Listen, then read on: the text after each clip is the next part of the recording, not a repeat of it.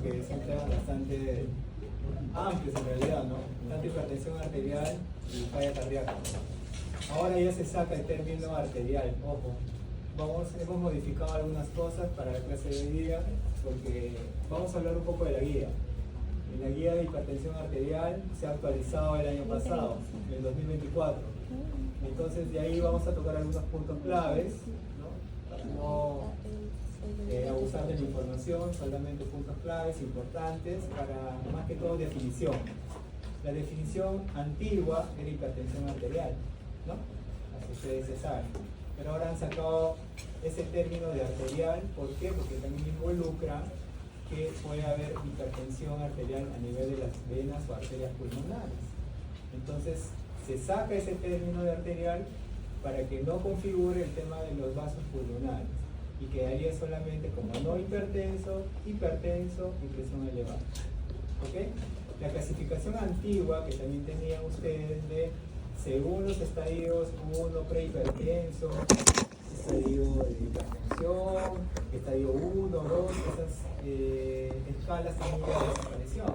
Simplemente se va a dar el tratamiento si realmente a la luz del paciente cumple el criterio de hipertenso o no hipertenso y la presión elevada, hay que ver rangos. ¿Ok? Por eso es que el día de hoy hemos considerado solamente el término de hipertensión. ¿Okay? Entonces la fisiopatología, ustedes ya lo conocen, tiene que haber una actividad simpática, no solamente noradrenérgica a nivel de los receptores o vasoreceptores a nivel central, sino también a nivel del sistema cardíaco y a nivel renovascular. Estos receptores, con el tiempo que pasan, hace que existe una mayor síntesis mimética a nivel de los receptores cardíacos y esto con el tiempo provoca mayor contractibilidad y resistencia periférica. Entonces, la noradrenalina va a actuar no solamente a nivel de los vasos, sino a nivel del sistema renina-angiotensina-aldosterona. Y estos vasos renales aferentes y eferentes provocan vasoconstricción permanente y esto una resistencia periférica. Entonces, los factores de riesgos cardiovasculares en hipertensión arterial en los hombres generalmente es un poco mayor que en las mujeres, entre 2 a 1. Edad, que puede ser un riesgo también importante. ¿Por qué? Porque existen hipertensiones primarias, esenciales o también genéticas. Llámese el caso del hiperaldosteronismo primario, enfermedades renovasculares, distrofias musculares. Tabaquismo, dislipidemia son factores modificables, al igual que el sobrepeso y el antecedente familiar, que también es importante. El daño orgánico es con el tiempo. El daño orgánico que hace la hipertensión no lo hace en una semana, ni tampoco lo hace en un mes, lo hace por lo menos de 5 a 10 años. Para eso existen algunos scores, que ya lo vamos a mencionar. Y a su vez esto termina dañando no solamente las arterias pequeñas del cerebro, sino también arteriolas pequeñas, tanto de los vasos a nivel ocular y también a nivel renal. Entonces, ¿qué tenemos que ver acá? Factores genéticos, conductuales, actividad física, el sexo ya hemos dicho en varones un poco más que en las mujeres, con el tema de presión asociada a polimorfismo de un solo nucleótido. Esto quiere decir que hay enfermedades, como ya les dije, hay un fenotipo marfanoide, por ejemplo, que tiene ya resistencia de base, pero eso tiene un fenotipo físico y es una hipertensión arterial de tipo primaria. Después de eso, ¿qué también tenemos que ver? Los mecanismos renales que hemos visto, el sistema renina-angiotensina-aldosterona, a nivel hormonal y a nivel inmunitario. Los mecanismos vasculares, renales y hormonales forman un síndrome, al igual que en el síndrome de la insuficiencia cardíaca.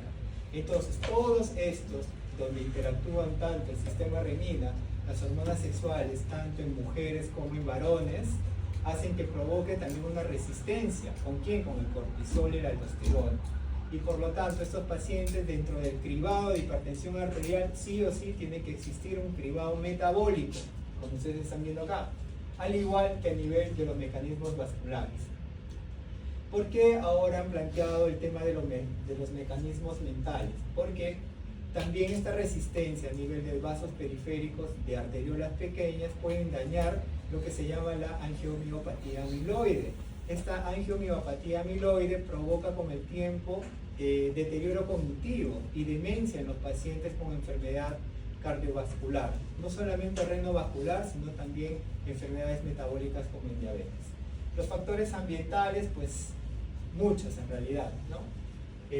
La contaminación acústica, el sistema ambiental en realidad, y dentro de los factores psicosociales, el estrés, ¿no? Entonces todos estamos generalmente predispuestos a eso. Entonces, como ustedes ven, es un conjunto que se interrelacionan para esto de la enfermedad renovascular e hipertensión. Entonces, los daños que van a provocar con el tiempo, ¿cuáles son? A nivel de ojos, retinopatía diabética, o retinopatía hipertensiva, que también existen grados. En el cerebro, ya les dije, los microinfartos silentes, hemorragias, demencias vasculares, existen un tipo de demencia que se llama demencia vascular multiinfartos o enfermedad de Binswanger. También existe la atrofia cerebral y la hemorragia cerebral, ¿no? Esto va de acuerdo al tiempo dependiente según el tratamiento del paciente. Alteración de las arterias y grandes y medianas, esto es lo que se llama insuficiencia arterial periférica. Los pacientes que tienen, por ejemplo, extremidades frías con cambio en la coloración oscura, la microcirculación y a nivel renal la hipertensión glomerular. Y esto se va a medir fácilmente con una tasa que se llama de albuminuria y proteinuria. A nivel cardíaco ya sabemos con el tiempo lo que va a provocar a nivel cardíaco: hipertrofia ventricular, dilatación de las aurículas e infarto de miocardio con el tiempo. Las causas secundarias, ya dijimos, enfermedades parénquima renal, renovasculares, aldosteronismo primarios, porque en realidad esto también puede ser una causa primaria, los Cushing exógenos también, los feocromocitomas, y en todo paciente con el cribado para hipertensión arterial tiene que estar sí o sí el cribado de enfermedad tiroidea, TSH y T4 lípido. ¿Okay? Ahora, lo que les mencionaba, la antigua clasificación, como ustedes ya sabían, donde mencionaban, por ejemplo, prehipertensión, hipertensión grado 1, hipertensión grado 2, se saca del cuadro. La escuela europea, en este caso la SC, ¿no? La española y tanto como la europea, remarcan ahora el término de hipertensión. ¿Cómo lo dividen en esto? Primero, para el cribado de la consulta. Acá vamos a distinguir tres cosas importantes. Primero, el AMPA y el MAPA. El AMPA es el screening que el paciente hace a nivel, ambos son ambulatorios, el AMPA y el MAPA. ¿Cuál se diferencia? El MAPA es por el dispositivo que se pone en el brazo y te mide de 10 a 15 minutos la presión arterial. Es mucho más específico, sí. El AMPA es la medición también ambulatoria, pero tú lo puedes hacer de manera ambulatoria con tu tensiómetro, ¿no es cierto? Entonces, pero ¿cuál es la desventaja de repente entre ambos? Existen desventajas, sí, que en el AMPA, por ejemplo, tú no te vas a levantar a la 1 a las 3 de la mañana a medirte la presión, ¿no es cierto? En cambio, en el MAPA sí te mide automáticamente durante la noche. Es por eso que se prefiere el MAPA más que el AMPA en realidad. ¿Por qué? Porque el MAPA podría diagnosticar hipertensiones nocturnas. ¿Ok?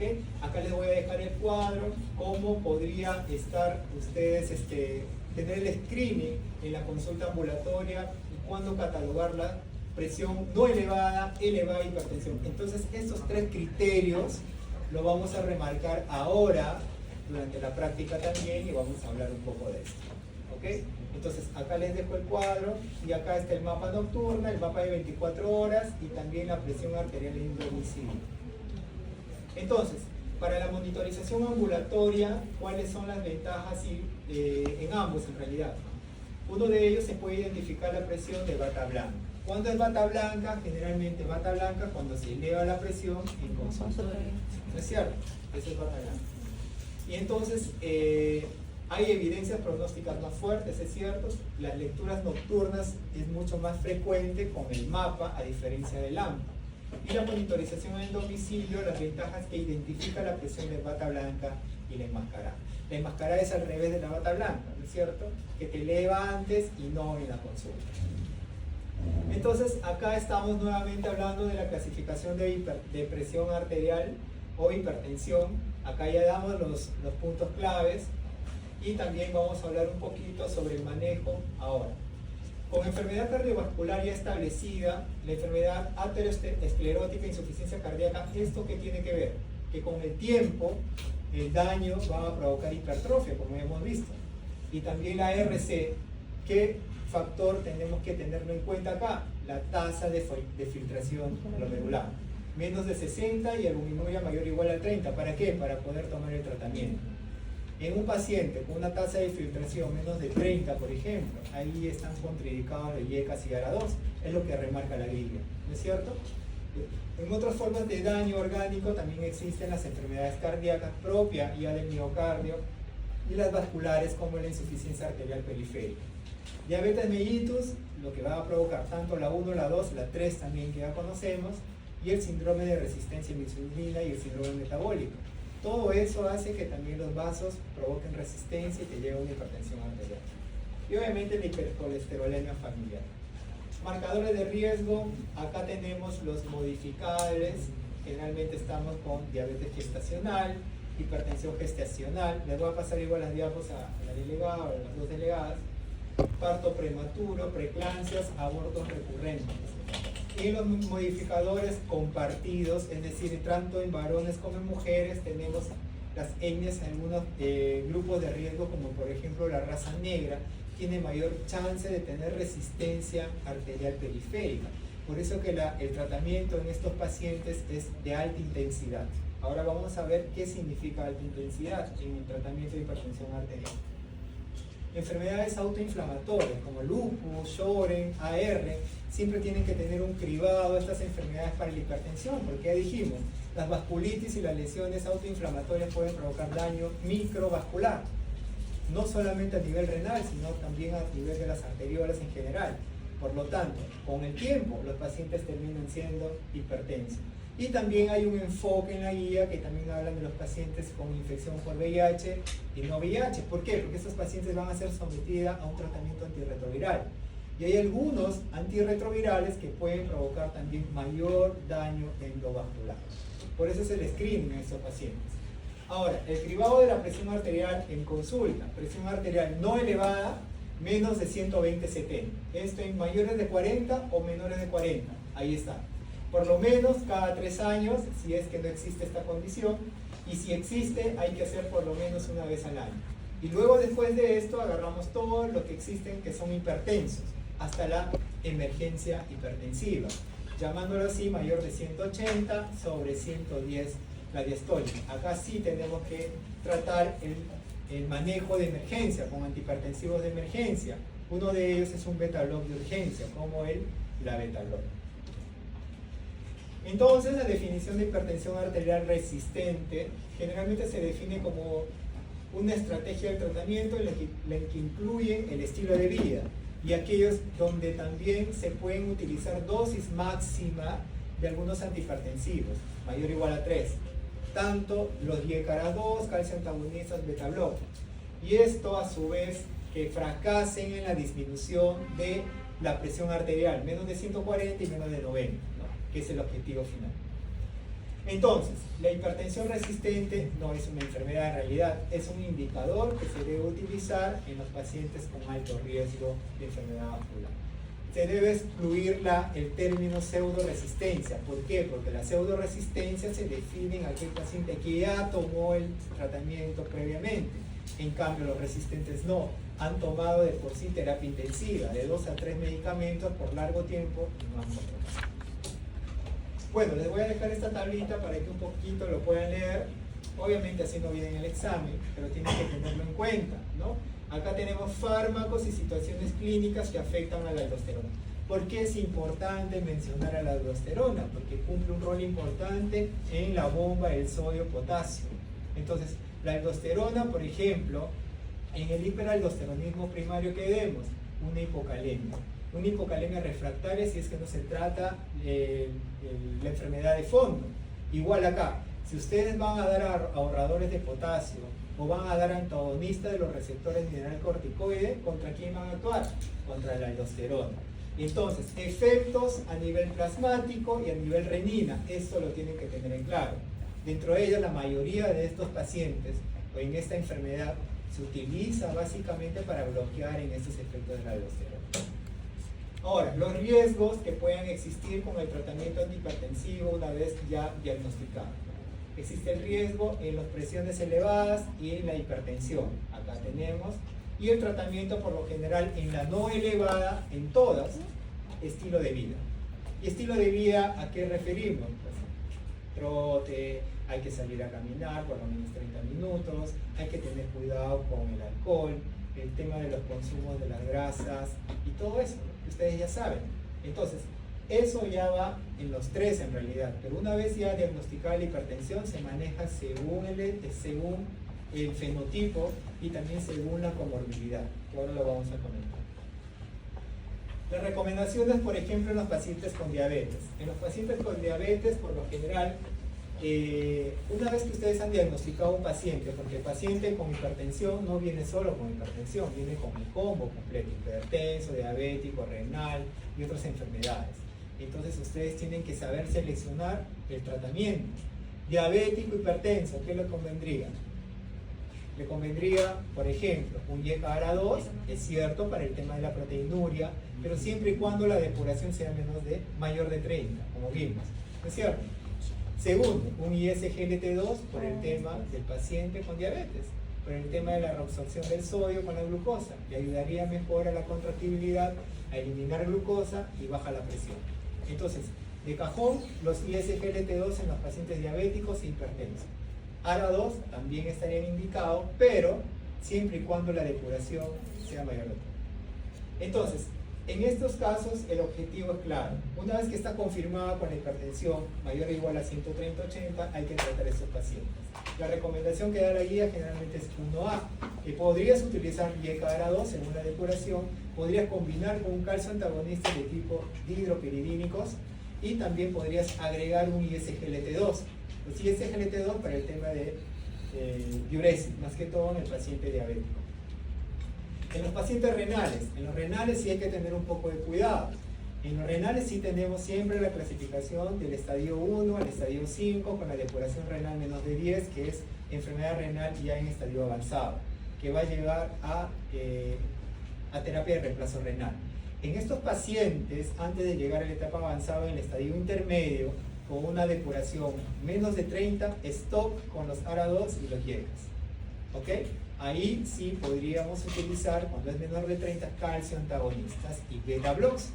En enfermedad renal, calcio antagonistas y beta blocks. ¿Qué tipo de calcio antagonista? Anlodipino, también puede ser nifedipino.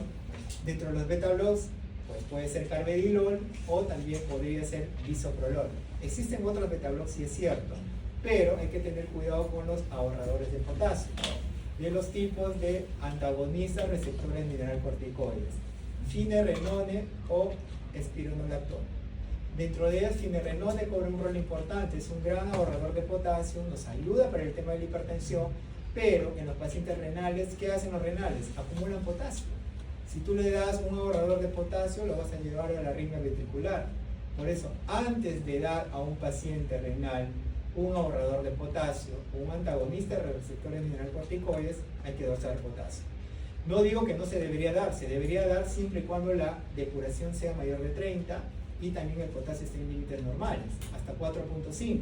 ¿Por qué? Porque el potasio actualmente en los pacientes hipertensos ha demostrado mayor ahorro con la bomba del sodio y calcio, que también me ayudarían para el tema de la contractibilidad.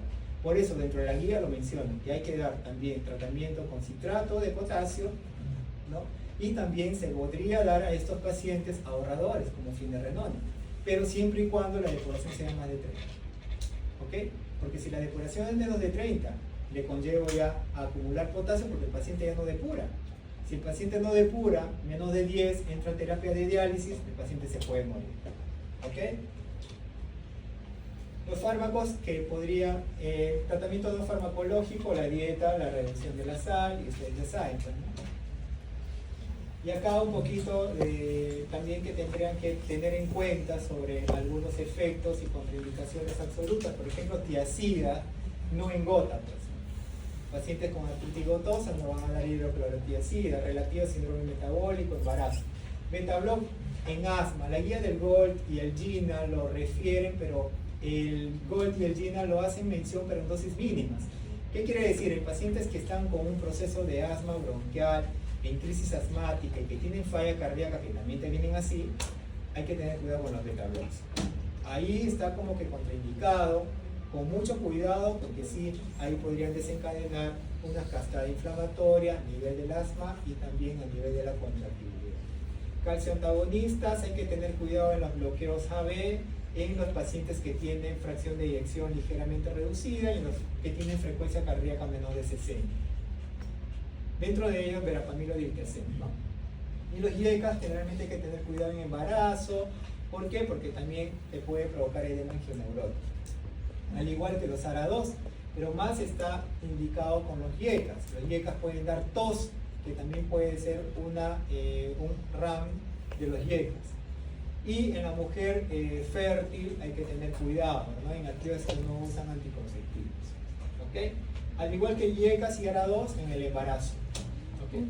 Bueno, el tratamiento, esto no estamos hablando según el tipo de hipertensión, simplemente estamos hablando en los pacientes que queremos lograr el objetivo. En el tratamiento inicial, acá vamos a hablar no por el tipo que existía antes, 1, 2, 3, no. Si el paciente ya han diagnosticado hipertensión arterial, hipertensión, podríamos utilizar esta combinación, ¿no es cierto? IECAS-ARA2 más un bloqueador de canales de calcio. Si este no controla, para lograr el objetivo, que tengo que agregar un diurético, si a pesar de eso no controla, ya podría tratarse de una hipertensión resistente. Agregar antagonista receptores mineralcorticoides. Ojo, ¿podríamos empezar así? Sí. En enfermedad coronaria, IECA ARA2, importante, o ARA2, nunca IECA más ARA2. Ojo, no pueden mezclar, por ejemplo, el nalapril más losartán. Nada que ver, ¿no es cierto? No tiene sentido. Lo que está en boga actualmente son los ARNI, ¿no? Que son los inhibidores de la neprilicina al mismo tiempo con los receptores ARA2. Entonces los ARNI, que podrían utilizarse en vez de IECAS, es una muy buena opción. ¿En quiénes? En aquellos que tienen, por ejemplo, depuración mayor de 30. ARNI va muy bien con un ISGLT2, por ejemplo, para un paciente diabético con enfermedad coronaria y que también tiene falla cardíaca. Puede venir en el examen, sí, claro. Paciente diabético, falla cardíaca, enfermedad cardiovascular con un pronóstico de 10 años de vida, con depuración más de 30. ¿Cuál de estos fármacos me puede llevar a mejor opción? Entonces, ya estamos hablando. ARNI es muy buena opción, ¿ok? Los ISGLT2 también, y dentro de ellas, si es que no usas ARNI, puedes dar IECA para el tema de la papilomas. Los beta-block siempre y cuando no hay un control, pero hay que ver siempre la frecuencia cardíaca. Y para los pacientes renales, ya dijimos, depuración, microalbuminuria, el estadio de la enfermedad renal, si es resistente o no, en los pacientes de raza negra, podríamos utilizar un diurético, diuréticos tiacídicos que me pueden ayudar, o diuréticos de asa. Si es resistente, como ya dijimos, más de 2 o 3 fármacos, podríamos utilizar espironolactona. Esto es para recordar un poquito el estudio STEP y SPRINT. El SPRINT generalmente se utilizó en pacientes mayores de 60 para una terapia intensiva donde se utilizaba de 2 a 3 fármacos antihipertensivos. ¿Qué lograba el SPRINT? El SPRINT iba a lograr bajar la presión a promedios de menos de 130, pero lo que provocaba en este estudio es que los pacientes que utilizaban terapia intensiva podrían provocar riesgo de fractura. ¿Por qué? Bajaban mucho la presión y el paciente se sincopeaba, a diferencia del STEP. Y acá pues obviamente son los resultados, ¿no?, de los pacientes que han recibido terapia intensiva. Entonces la comparación de los resultados en aquellos pacientes con tratamiento en el estudio SPRINT y en el STEP, ¿no? De las enfermedades cardiovasculares, estas son las comorbilidades más frecuentes. Y dentro de los scores que utiliza la guía para predecir hipertensión o para ver cómo vamos a manejar a estos pacientes, existen dos tipos de scores: el score 2 y el score 2 OP. Entonces esto va en mayores de 60 y menores de 60. El 2 menores de 60 y en el 2 OP generalmente son en riesgo de mayores de 60 a 65 años. Pero ¿cuál de estos podríamos utilizar nosotros en este medio? Eso es para Europa. El ASCVD, que también es un factor de riesgo cardiovascular, es un calculador que utilizamos para predecir. Pero ustedes tienen que ver que todo paciente ya hipertenso y diabético ya tiene alta chance de comorbilidad y factor cardiovascular alto. El hecho de ser hipertenso y diabético ya le da un puntaje alto. Todos estos pacientes que no solamente tienen hipertensión ya catalogan como un riesgo alto. ¿Ok? Entonces, recordando, la hipertensión también, al igual que la falla cardíaca, es un síndrome. Entonces, la hipertensión actualmente se define como hipertenso, no hipertenso y presión elevada. ¿Ok? Nada ya de utilizar el término de prehipertenso, escalón 1, 2, no. Entonces la guía ya lo menciona, eso es lo nuevo de repente para esta clase y para esta promoción, porque los años anteriores aún todavía hablábamos de estadios de la hipertensión arterial. Para falla cardíaca, ustedes ya saben, la falla cardíaca es una consecuencia, también es un síndrome que incluye ¿qué cosas? Síndromes neuromorales, síndromes a nivel, receptores a nivel centrales y a nivel también renal, al igual que la hipertensión. ¿Por qué? Porque con el tiempo esos daños se van a caracterizar a nivel de la contractibilidad del miocardio. Crece el corazón, se hipertrofia y empieza la falla de la bomba. ¿Y esto cómo nos lleva a largo tiempo? A fenotipos, que pueden ser preservada, reducida o ligeramente reducida. Entonces, es un síndrome clínico, porque ustedes lo pueden diagnosticar clínicamente: edema, aifobea, fatiga, se cansa el paciente a pequeños mediados esfuerzos, lo que antiguamente se llamaban los criterios de Framingham, ¿no? Entonces, dentro de los criterios de Framingham existían todos esos criterios, y Framingham obviamente ha hecho un estudio gigante, que es bastante conocido mundialmente. Entonces, existe el score de Framingham y los criterios para falla cardíaca, pero actualmente es un síndrome que incluye todo. Entonces, según la clasificación en las guías, tanto americanas como en la europea, esto pueden tener clasificación NIHA, ¿no? Y también la clasificación por fenotipos. La clasificación NIHA o NIHA, como quieren llamarlo ustedes, va en letras, ¿no? Va desde la etapa A, que es la que no tiene síntomas casi evidentes, hasta la etapa C, pero de tipo etapa avanzada, donde el paciente va a tener que ser monitorizado bajo oxígeno e inotrópicos, porque este paciente es candidato a una terapia de recambio. ¿Okay?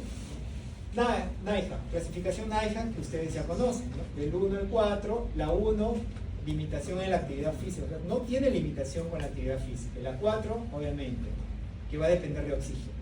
Y los fenotipos, aquí tenemos, reducidos, ligeramente reducidos y preservados.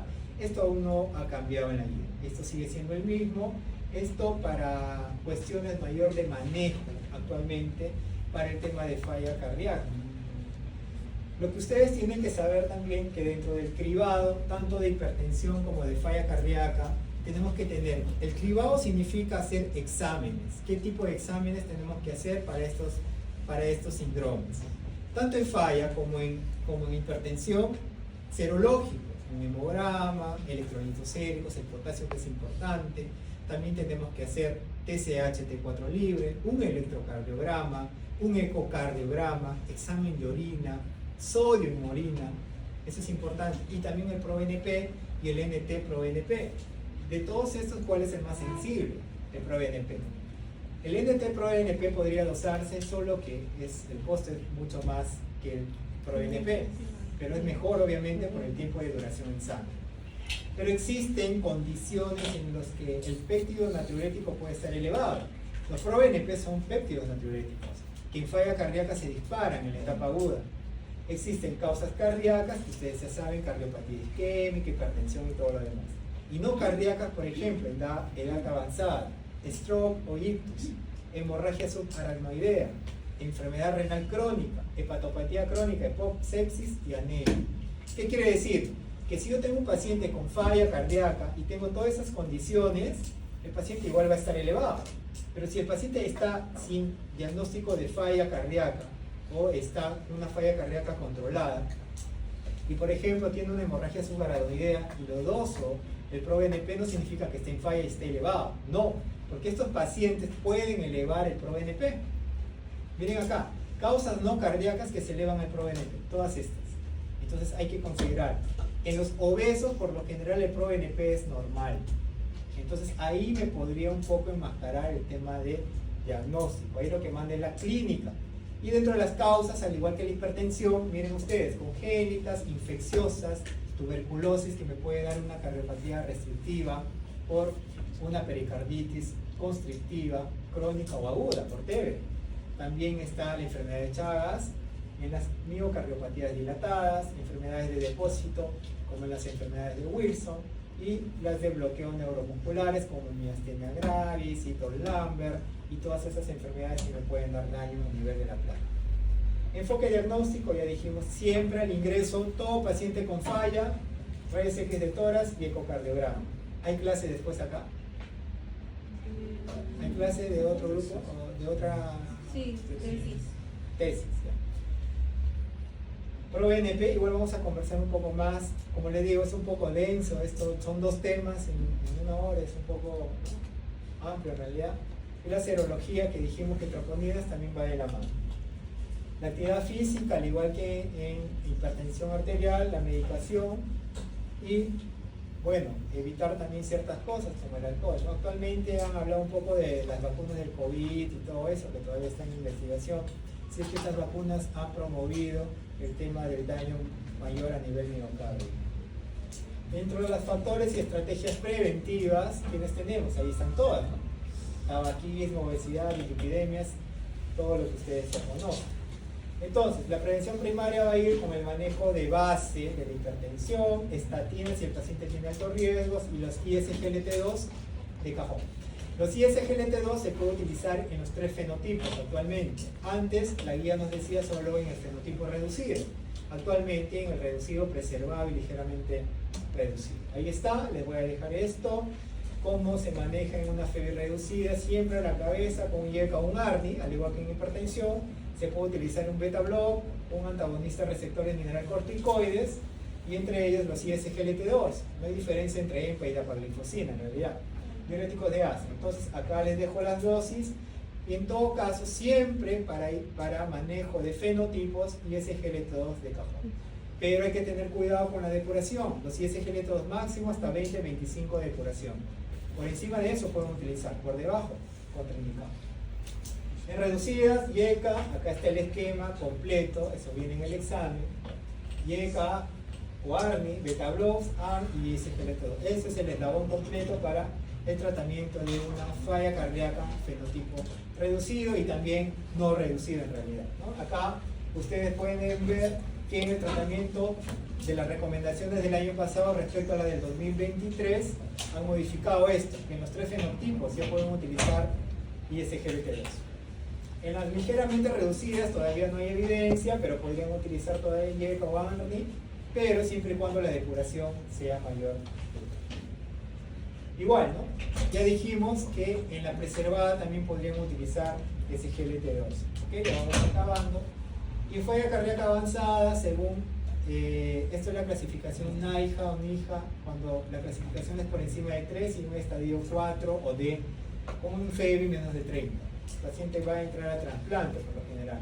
Existen diversos tipos. Dentro de estos, los perfiles 1 y 2, 3 son los que van a requerir inotrópicos por lo general. Y dentro de la presentación de falla cardíaca aguda, las 4 tipos, que la de compensación más frecuente es la que el paciente se cansa progresivamente. También tenemos el edema agudo pulmonar, insuficiencia ventricular derecha avanzada y el shock cardiogénico. Son los 4 tipos de formas de presentación de las fallas cardíacas agudas. Y en estos hay que buscar siempre causas. Ahí está la mnemotecnia. CHAMP, síndrome coronario, emergencia hipertensiva, arritmia, embolia, infección y taponamiento cardíaco. Para el manejo de falla aguda, diuréticos de asa siempre en la cabeza. Diuréticos, siempre diuréticos de asa. Edema agudo pulmonar, diuréticos sin infusión en altas dosis. Ahí quiero ver si la presión arterial media está menos de 65 o más de 65. Si es menos de 65, hay que tener cuidado con los diuréticos, porque puede bajar más la presión y es ahí donde yo tengo que utilizar inotrópicos o vasoactivos según la guía. En el manejo de shock cardiogénico sí o sí tengo que utilizar inotrópicos más vasoactivos, más diuréticos, y acá no va nada de ISGLT2, nada de ARNI. ¿Por qué? Porque el paciente está descompensado agudamente. Acá el tratamiento es endovenoso. Fármacos, y acá tienen las dosis tanto de dobutamina y dopamina. Levosimendan podría utilizarse en pacientes con fiebre reducida, que va muy bien, y al igual que la norepinefrina tendría que combinarse con los pacientes que tienen shock cardiogénico más dobutamina. Entonces, la anticoagulación es importante para prevenir embolias en FA, tratamiento de factores desencadenantes. Actualmente esto también cobra vital importancia como el CHAC-VAS, ¿no? Ya lo vamos a hablar en FA, ha cambiado también eso la definición. Ahora, CHAC-VAS 2, mayor o igual a 2 en varones y mayor o igual a 3 en mujeres.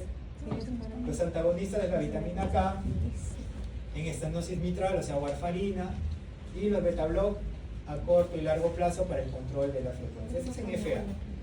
En síndrome coronario crónico hay que tener cuidado con los beta-block, es cierto, siempre y cuando el paciente esté ya pasado la descompensación aguda. Podríamos dar, pero con criterio, en los pacientes menores de 65 años. Entonces acá les dejo un poco de las comorbilidades no cardiovasculares en falla. En diabetes mellitus ya dijimos ISGLT2, obesidad, estilos de vida y ejercicios. Oncológicos, valorar siempre el riesgo cardiovascular, ¿no? Los cardiotóxicos generalmente los pacientes que reciben quimio.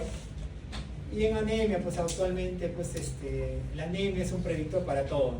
Y en falla cardíaca pues hemos visto que aumenta la mortalidad. Disfunción renal siempre, el promedio con tasa de filtración de 30, trastornos tiroideos, corregir el TSH cuando es mayor de 10. En gota siempre las tiacidas, chicos. Y acá está nuevamente el manejo de comorbilidades. En EPOC, los beta-block hay que tener cuidado.